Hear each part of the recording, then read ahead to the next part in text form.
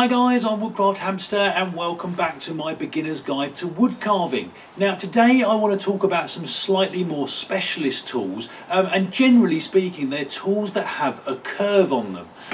Now the big reason for these kind of tools in wood carving is for making depressions and bowls, whether that's the bowl of a spoon or actually like a big eating bowl or something along those lines. I've got a bit sort of a selection of the ones that I use most regularly here. Most of these are on the more expensive side, mostly because I've progressed onto them over time, but I will come back at the end of the episode and give you a few options for sort of the slightly more cheaper versions, the slightly more budget options that you can buy as a newcomer to wood carving. So what I think I'm going to do, unlike the other videos I've done in this series, I'm going to bring the camera a bit closer in and actually show you these on top of my carving stump, just so I can show them in a bit more detail and a bit more clarity. Right then guys, so here is my selection of curved tools, and as I say, all of these are really designed for the most part for the type of carving that I do, for putting in bowls and depressions into pieces of wood, with maybe the exception of this one, which I'll move on to a bit later. This is also designed for doing straight cuts, but I'll move on to it in a bit. So to start off with, the closest to the bottom of the screen, these are spoon knives, hook knives, spoon carving knives, call them what you like, and they are specifically designed for putting the bowl into a spoon. Now they are very good at what they do. These are both made by Ben Orford, a very well-known, well-regarded UK tool maker, and I think these are really good value for money. They can be a little bit on the expensive side if you're brand new to carving, and there are cheaper options which I'll mention later on, but you know, basically these are sort of very similarly sized. You know, you can see they've both got a curve on them. And the idea is that you take your piece of wood, imagine this is a spoon, and by using kind of almost like a potato peeling grip, though there are other ways of doing it, you will cut across your wood. Now starting off is always the most difficult, but you can see here already, just after a few cuts, I'm starting to get a little depression into this piece of wood, and obviously if you carry on doing that for long enough, you will widen it, you'll deepen it, and you'll make the right type of spoon bowl for the spoon that you're making. And these are absolutely invaluable if you're making spoons, and I appreciate, you know, most people watching this video probably have in mind that they want to try making spoons at some point. You know, spoon carving is becoming more and more popular, which is really good to see. It's one of those old traditional sort of arts that have been dying out, that's seen a bit of a resurgence, and these are really the only thing you will use these for is for carving spoon bowls. You can use them for other more artistic types of things. It's not really something I do, but they can be useful for other things, but generally speaking these are for spoon carvers. Now you can pick these up in varying prices. I think Ben's cost between £30 and £40 off the top of my head, give or take. I'm sure that's what they cost. I'll double check that and I'll put something on the screen if I'm wrong. Moving on then to this. Now this is something that's very specialist, and I only threw it in here because it was in my tool bag. This is a mockatogan. It's a traditional, let me get this right without being politically incorrect, a kind of an American Indian, Native American Indian tool, and you can use it for putting curves in things. You know, you put bowls in, you can see there is a curve to this, but generally speaking this is actually used for making planing cuts. I'm going to make sure you can see this here. So basically you hold it like this with your thumb on the back here, and you draw it towards, essentially it's a one-handed draw knife, and what you'll do, you angle the blade to vary the depth of the cut, and you'll cut like this. It was used for many and varied things. One of the things you see quite a lot about if you Google them online, making things like canoe paddles, that kind of thing. So, you know, a little bit specialist. I haven't used this quite as much as I anticipated, but that said, it is very useful for certainly. I'm doing a long-handled serving spoon, for example. I'll axe it down to a certain amount, and then I'll use this to start the planing cuts and to smooth it off. You can do the same thing with a knife. knife, but I like to use different tools, and because this is a very traditional tool, a historical tool, you know, I really wanted to get one just to play around with it. I'm going to bypass these for a second, I'll come back to them. The other thing I quickly wanted to show you with these, now these are, well, you can almost see, you know, these are basically a giant version of my spoon knife.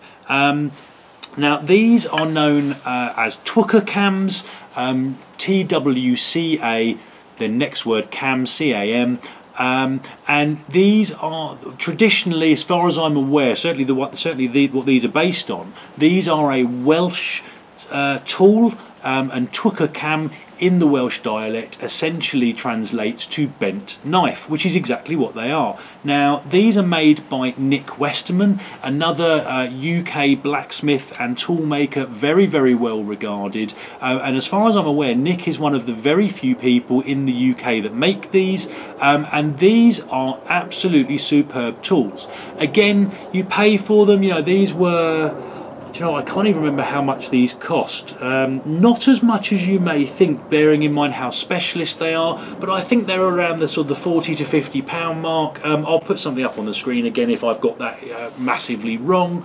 And these work in exactly the same way as the spoon knife in terms of how you hollow things out. The difference being is, obviously you can see I've got a very long handle on here, which I've put on myself. Nick tends not to make things with handles, he lets the user do them themselves. So I just got a couple of sticks, dry, nice dry seasoned sticks, put a little hole in them, epoxied them in, and the idea is that you will hold them two-handed generally, and you'll do like a scooping motion.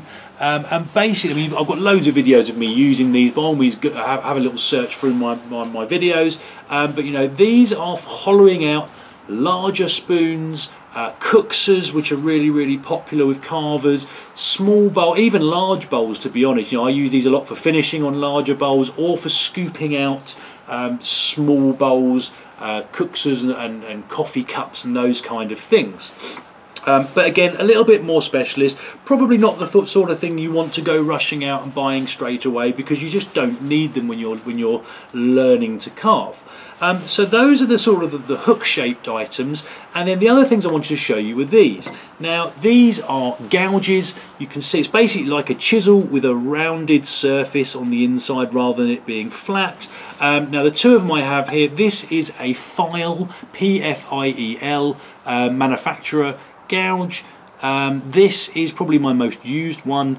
It is a 7 by 35 millimeter, so 35 millimeters wide, and it has what's known as a 7 or number 7 sweep, and that's just to do with the where are we? That's just to do with the depth of the gouge itself. So you know, you can get them that are deeper, you can get them that are shallower. This one, a 7 by 35, is what I tend to use, and this works really well for me for roughing out and hollowing out bowls, even spoons you can use with this. And I would suggest that if you are looking to do a lot of carving and you want to experiment with lots of different things, buy yourself a gouge before you buy yourself a spoon knife. You can pick one of these up. This one I think cost me about 25, maybe £30. So again, not massively cheap, but for the use you'll get out of this, you know, you can make bowls, you can make spoons, you can do anything that you need to hollow out basically with one of these. And then the other one, this is what's known as a finishing gouge. It's made by Hans Carlson. This was a bit more expensive. I think this was kind of 45, £50. And you can sort of see there, it's kind of got a very, very shallow sweep on it. It's got a really nice bevel on the outside. You can see where they're sort of hand forged. You've got the sort of the forged finish on here. Nice, comfortable handle. And this is for using rather, I mean, this one here, although you're not supposed to, so again, this is a case of do as I say, not as I do, I will use a wooden mallet very gently, and I will tap into this while I'm hollowing out. Because this doesn't have a brass cap on it, you're not supposed to do that with this, but I do, and it's held up really well over the last few years. This one is designed to be used by hand, so the idea being is you will just use the power of your arms to very gently scoop out all of the ridges and the marks that essentially have been made by this gouge or another tool. So again, you don't need to rush out and buy a finishing gouge. You can use this with a bit more care and attention. Can take a little bit longer, but you know, that's the joy of this. You know, the whole thing about being a beginner wood carver for in my mind, and certainly in hindsight, is that you don't need all of this stuff. You know, you might want to get yourself a gouge, you might want to pick up a spoon knife. You certainly don't need the amount that I have here, and you know, I use all of these in combinations or variations to make certain things. And yes, having the twoka cam and the finishing gouge and even the mockatogan, you know, these things do help, but you don't need them. And actually, if you start using this kind of thing while you're learning, you will miss out on a lot of things, a lot of sort of things that will help teach you and help you to learn about how the wood works and how the grain works with certain tools and that kind of thing.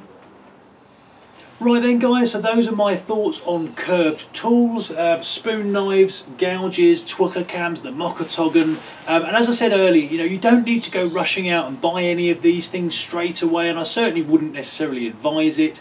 If I had to pick one tool out of the lot that I think would be the most helpful to a newcomer to carving, it would be a gouge. You can use it for spoon bowls, you can use it for bigger bowls, you can use it for hollowing out pretty much anything. File, I think, are a really good brand. Those are my personal favourite. A 7x35 works really well for me. It may not be perfect for every job, but it's a really good jack of all trades, and it is, I mean, I've never bothered buying another one because this one works well enough for me for everything I need it for. So hopefully that goes to say quite a lot. What else was I going to say to you? More budget options for this kind of thing, because as I say, none of these are particularly cheap. Mora, you know, you've heard me say this all the way through this series, you hear me say it all the time on the rest of my videos as well. Mora are, you know, they are a budget brand at the end of the day, but the items they make and the items they sell, in my mind, are certainly not budget. You know, they are really, really good. And they do make spoon knives, and they make two options. One is a single-sided, which allows you to put your thumb on the back edge of the blade and push it through, which is really useful when you're learning to carve bowls. They do a double-sided one as well, which means you can kind of swip around either side, which can be helpful. I'm not personally a fan, just because I like to have my thumb and guide it and give it a bit of control. The one thing I will say, and out of all the Mora products that I've tried and own, their spoon knives, in my mind, are probably the least of my least favourite, because they can, they're a bit hit and miss, let's say, and what you may need to do is a little bit of work on them just to get them kind of up to scratch, so to speak.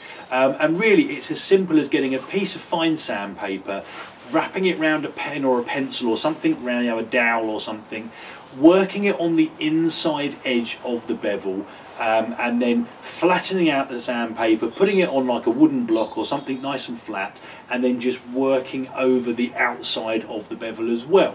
It doesn't take very long, about 10 minutes worth of work. If you're using sandpaper rather than coarse sharpening stones, it's really difficult to mess it up. And you know, if you do, you can very easily correct it. So those are my tips for carving bowls and depressions and hollows and using curved tools. Hope it was useful. Comments and questions in the box below. Hit like and subscribe if you'd like to see more, and I hope you'll all join me next time. Cheers guys.